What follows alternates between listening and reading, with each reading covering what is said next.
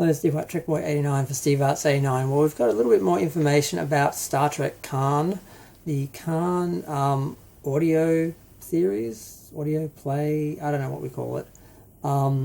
It's not an audio book of a novel or anything like that, so it's kind of like a radio play. I'm not quite sure what it is. But it's 9 episodes. Each episode is about 30 minutes. It does vary.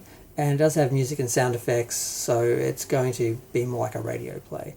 It was written by David Mack and Kirsten Beyer, who wrote some Discovery episodes, so there's already some warning signs. I mean, some fans, I guess of New Trek, are a bit confused about the timeline because they don't know Star Trek and they only know the Time and Time, whatever the Strange New Worlds episode was, where they established that Romulans had gone back into time to try and destroy the Federation by affecting the eugenics wars and hoping that would affect the foundation of the Federation, Earth's past and everything. And all they did was delay the eugenics wars and push them into our century, which will work for a while, but then eventually, those dates are going to pass as well, and future Star Trek fans are going to be saying, well, eugenics wars didn't happen because I was there, because that's what happened in the 90s.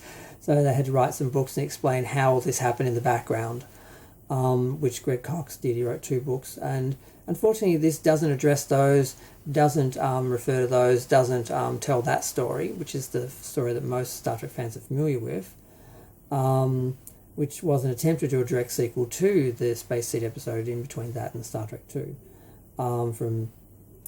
So it's a bit of a mess because this is basically David Mack and Kirsten Beyer's version of Nicholas Meyer's idea that was written as a 3-part miniseries for TV that then was possibly going to be an audiobook and now has been rewritten by them as a 9-part series.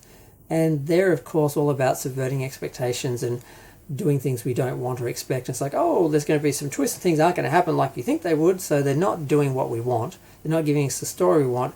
We're giving us the version they want to do just for the sake of subverting our expectations and making us annoyed and uncomfortable, because that's basically all they do when, like Discovery writers, it's just, well, we can't write a Star Trek story. We can't give fans what they want. We can't give them the story that they actually want to see. We have to do something else so we feel like we're in control and we're in charge and it's our product and not theirs. So we're not writing to them. We're not writing what they want. We're doing what we want because it's about us. And there's this adversarial thing, particularly with Discovery writers, where we're not going to write Star Trek, not going to give the fans what they want. We're just going to give them something else, because then we can say, look what we did, it's all about us. So it's going to be a mess, I can already tell. It's really disappointing because I thought Nicholas Meyer wrote it, and that's why everyone was excited, because Nicholas Meyer came back and wrote his version of what happened to Khan in between, Space and Wrath of Khan, and it's not that anymore. Now it's like they brought the Discovery writers in to make it the Discovery era version, but then they didn't do that anyway. They just made this 3rd version because they just cannot do what anyone wants. They didn't do the original version, but they also didn't do the lead up to the Strange New Worlds version. So we're not getting any version anyone wants. We're just getting this other Frankenstein sort of version that they put together just for their own egos. So I can't see myself bothering to listen to this thing. Nicholas Meyer didn't even understand Star Trek. Everyone goes on about Wrath of Khan. Wrath of Khan was the worst thing that happened to Star Trek, because it was someone who didn't know Star Trek coming in, looking at it from the outside and going, I don't understand this. I'm just going to rewrite this as a modern-day military revenge story about a villain and goodies and baddies killing each other, because that was Nicholas Meyer's non-understanding of Star Trek and science fiction. So that's why Wrath of Khan was a disaster. And every film, and now since then, every TV show is one big revenge story or one big universe-ending sort of threat that has to be destroyed, told either as a film or chapters in a long-form story. So it's just a mess. That movie really ruined Star Trek. They got back online with The Next Generation and sort of threw out all of that in a way. But then Gene died, and then the people who were in charge turned it into a sci-fi melodrama. And then, Ira Burr, whatever his name was, got in and came in and brought his pro-military war stance that there can be no utopia and we can't have humanity can't exist without war because basically we're just horrible creatures, unlike the people, the creatures Jim Roddenberry thought we were.